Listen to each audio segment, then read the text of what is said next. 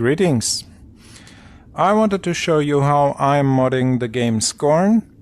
I love this game so much, but for UEVR it's a bit tricky to mod and put all the settings. First of all, there's a problem with the camera, and second, it doesn't always save the settings that you put in UEVR. So you have to put them over and over again as soon as a level loads or as a checkpoint is loaded or the game starts up. So let's see what we can do. We have like a status from scratch. Let's say you just inject it. So we bring up our UEVR in-game mod menu with right stick and left stick button pressed. And what you want to do first of all, you check if the environment looks alright, if there's some glitches on one eye.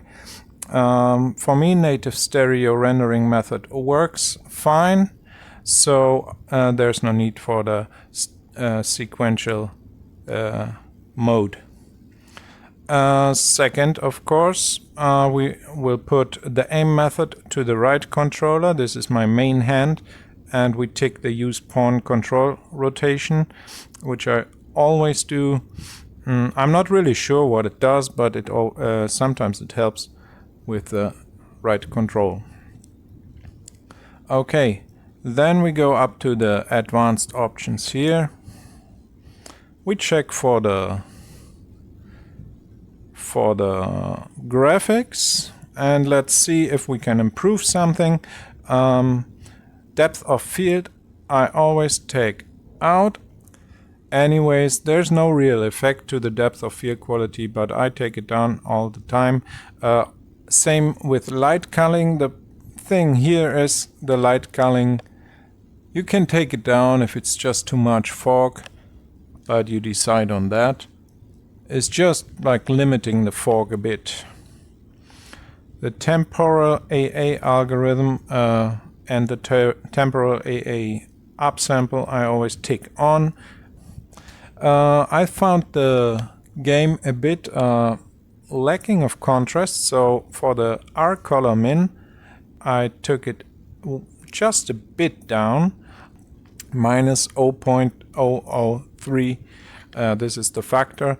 If you cannot handle it so well here, of course, with your controller, you go on this field, you control it a bit, you use the right stick to go up and down with the selection. You press Y on your controller, it will enter this cell, and then you can go on your desktop and just use the keyboard to put the numbers.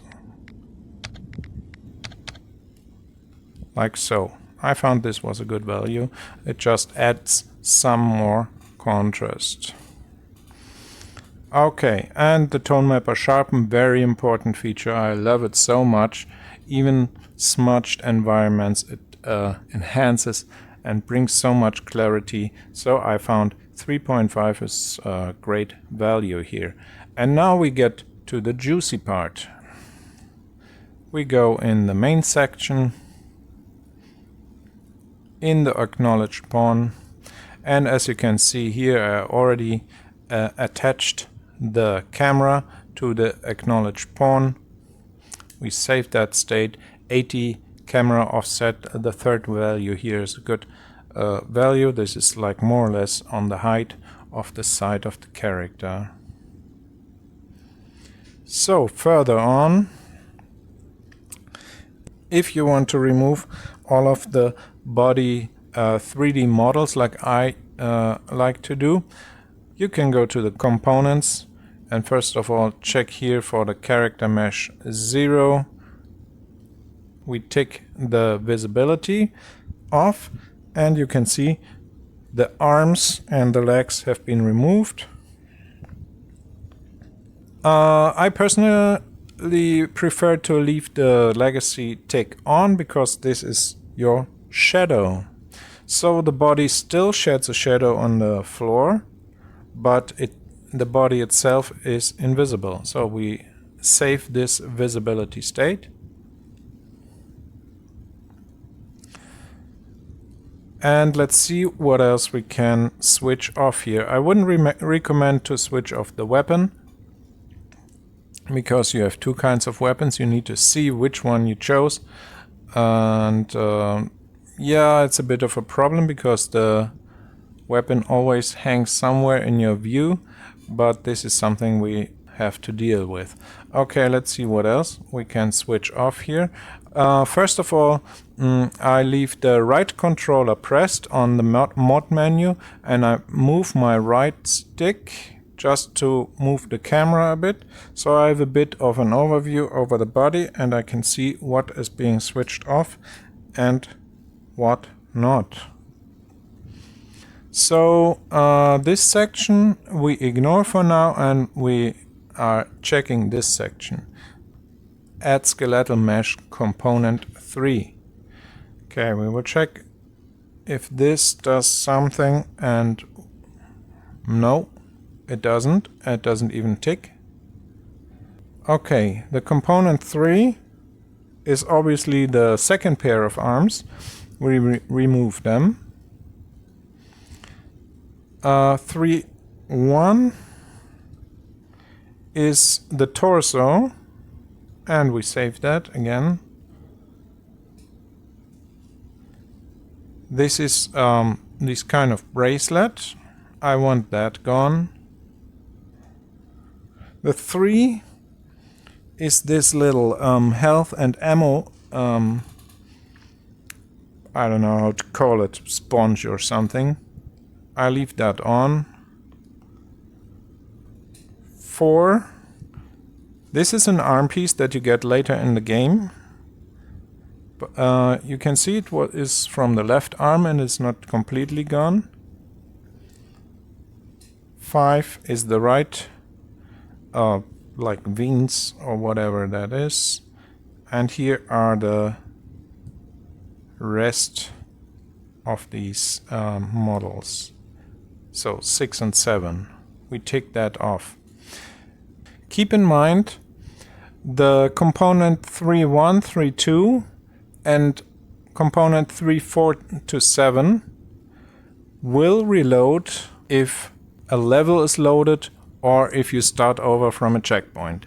So you will have to tick them off each time.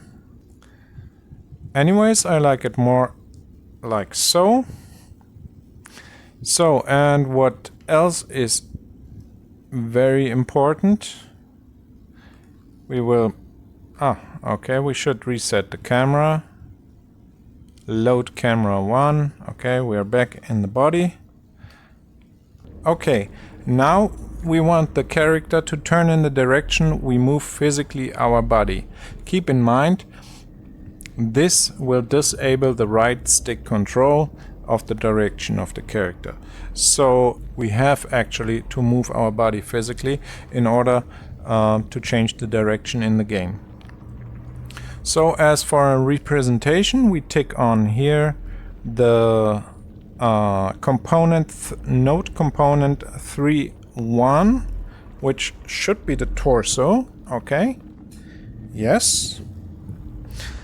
And we're in game, and as you can see, I turn to the left, but the character walks in this case now to my right. So if I press forward, it just doesn't turn. And to fix this, we collapse the components section of the acknowledged pawn, go to the properties, and scroll way down, like all the way to the bottom almost. And here with these Boolean values, we have a value called BUse controller rotation yaw. This we tick on, and in that moment it's possible that your torso will turn with your physical direction. So this is really cool actually. Now the character just walks wherever your HMD is facing. A bit of a downside is that the weapon doesn't follow your view. This actually, I couldn't figure out how I can solve this, but if you use the crosshair, the left trigger, for the weapon, it will always shoot in that direction. Don't worry if the weapon doesn't face in the direction you want to shoot.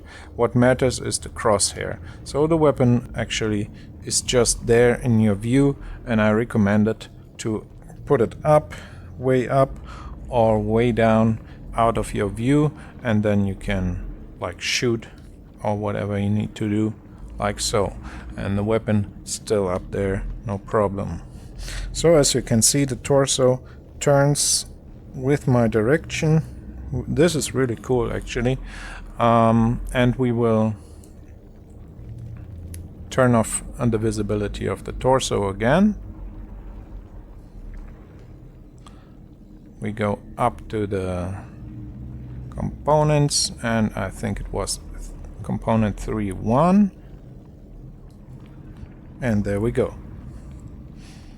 Save the state. One problem with this Boolean value here is the same as some of the visibility options. It just doesn't survive a loading process. So again, each time the game loads up, you have to tick this on again. Keep that in mind. So I think in this state, this game is absolutely playable. We got an invisible body, we got a UI and crosshair following our view. The crosshair actually helps with the weapon, and it works. And what's important to see is here this sponge. Of course, you can see if you have ammo left and some health. You can see in the tentacles, if they're red, is an indicator if you have health left to spend.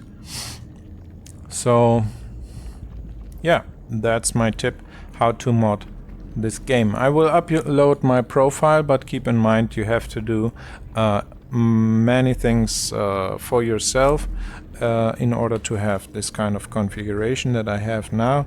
And of course, each loading of the game requires you to tick off some visibility parameters, and as well the rotation yaw value.